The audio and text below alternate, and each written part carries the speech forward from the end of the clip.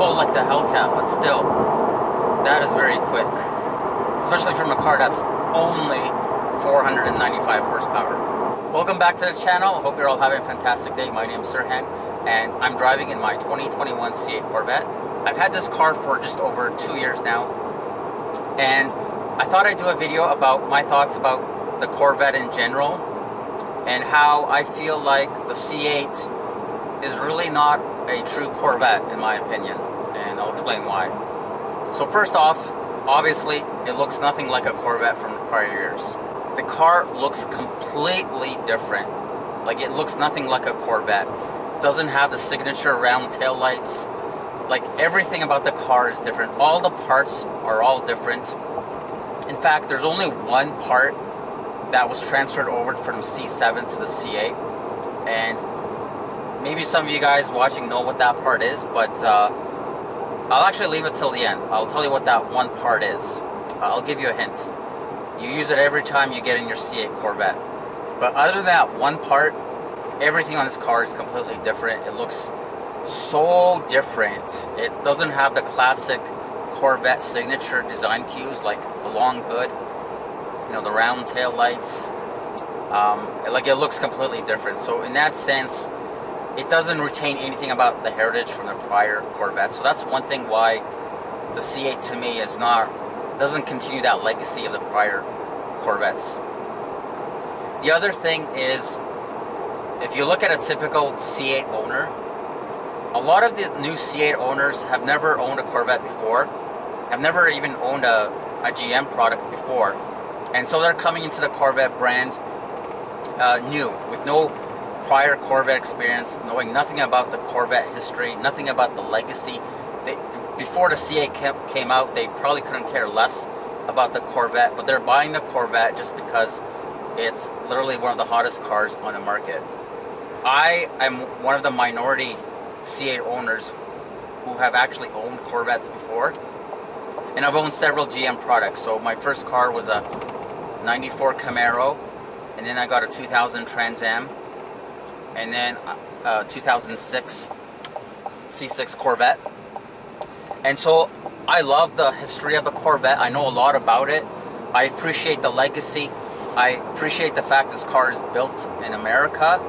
Like, I really love the Corvette brand in general before the C8 came out.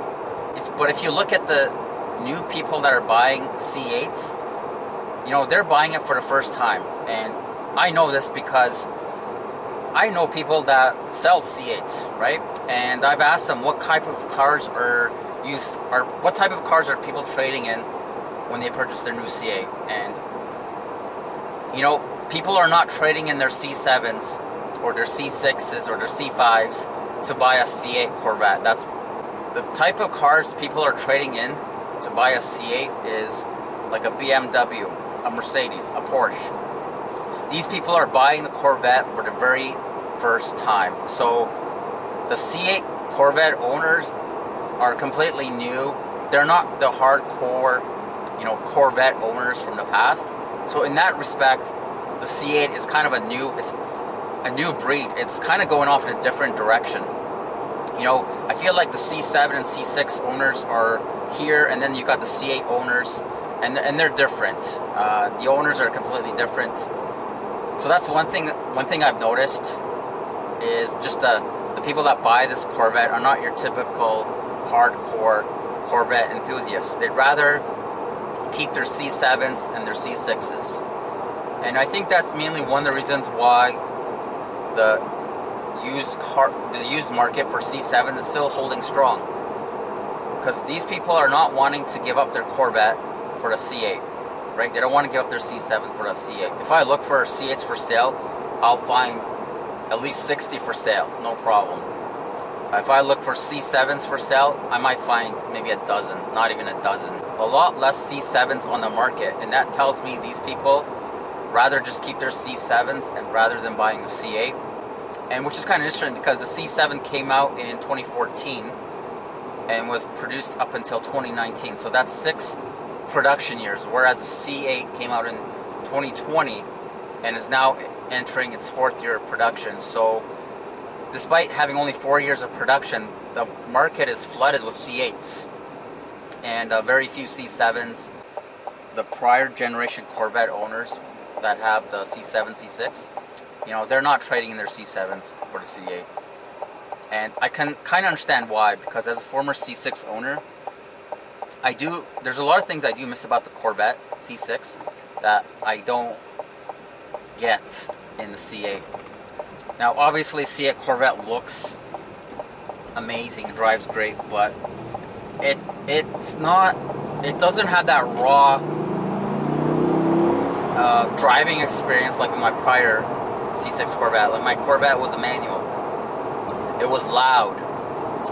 This car, it doesn't come in a manual. It has to be an automatic, which is really disappointing. And it's, you know, not a very loud car. It's very comfortable. I feel like this car is geared more towards like a high-end sports car market.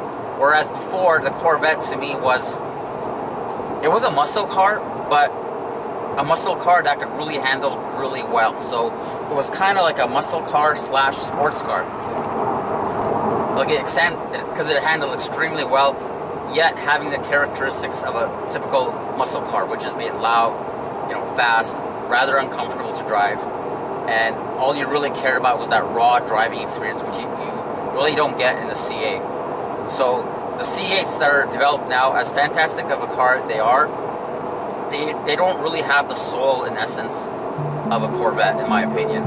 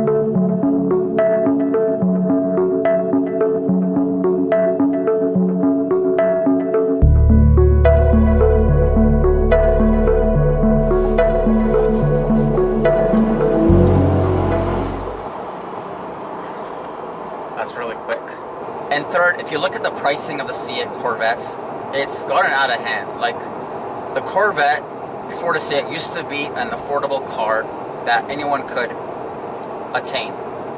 With the prices that are coming out now for the C8, it's just out of touch, and it's come to a point where this car is only for the rich, where you've got cars that are starting at 100,000. You've got the the C8 Z06 that came out. That's well over 100,000. Then you've got the E-Ray, which is also over 100,000. And then you've got the ZR1 and eventually the Zora. We're probably talking about $200,000 plus for these cars when they come to market. That's just ridiculous for Corvette. I feel like the market for a C8 is now for the rich. It's not your, you know, blue collar worker. It's completely changed. The demographic of a C8 owner is now different, due, you know, mainly to the pricing, for one. Another reason why the C8 is really not a Corvette is, look at the direction where the Corvette is going in general. Now it's going to be a brand on its own, and now we've got an electric version, for one. We've got a hybrid version, I should say. And then we're got a future Corvette SUV, and probably a Corvette sedan is not too far away. So the brand in general is just going in a completely direction where it's kind of catered more towards the general public and for people that have a lot of money, that want to spend money on a high performance car. And, you know, that's a complete departure from the direction where Corvettes were going in the past, where they just focused on one thing, and that was building a great performance car, sports car, muscle car, whatever you want to call it, at a reasonable price. They focused on performance and to bring that performance to the market at the lowest cost possible. Now, the goal of the Corvette is completely different. You know, they want to be the best. They want to create a really high quality product that will appeal to, I think, people from Europe, like people worldwide that want to buy this car. And I don't believe they're focused on, you know, your hard-working Americans and Canadians. I put Canadians there too, that appreciate this car for what it is. And so I feel like, you know, Corvettes have gone in a completely different direction. And I don't know if I'm gonna continue owning this car. Like, I truly love this car, but there's times where I really do miss driving a manual Corvette. It's just completely different. Driving a manual, it's a lot more of a raw driving experience, whereas with this car, it's more, I would say it's more of a luxurious car. And for me, I kind of like that raw, you know, driving experience. I like it loud. I like the gate shift manual. To me, that's just part of the experience, and you don't really get that in the C8 Corvette. The other reason why this is not like a true Corvette to me is it's really difficult to work on this car. The C6 was easy to work with. Everything's easy to access. You know, parts were relatively inexpensive. And it's a type of car you can work on yourself. But with the C8 Corvette, this is not a type of car that you can easily work on. Trying to get parts for this car to modify it is expensive.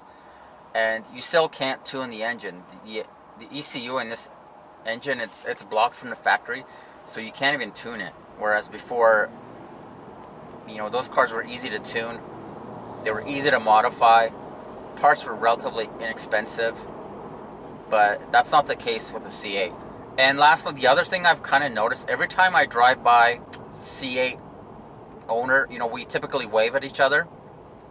But I've kind of noticed if a C6 or a C7 owner, you know, drives by me, I don't get the same courtesy wave.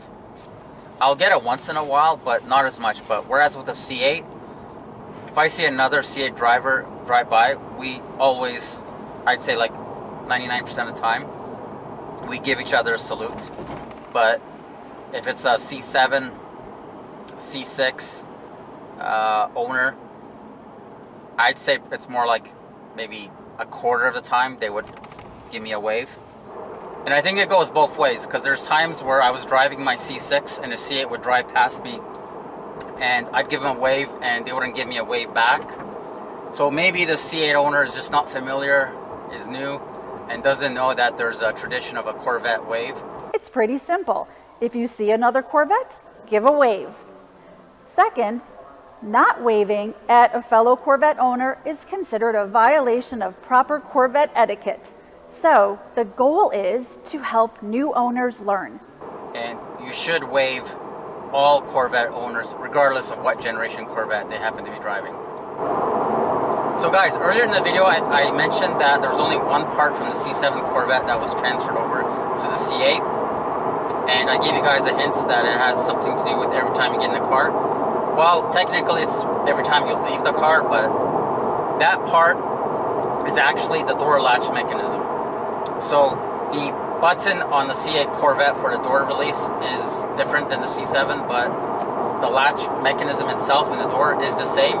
So that's the only part that was transferred over from the C7 to the C8. So I thought that was kind of interesting. As much as I love driving this car, I still feel like it's missing a manual.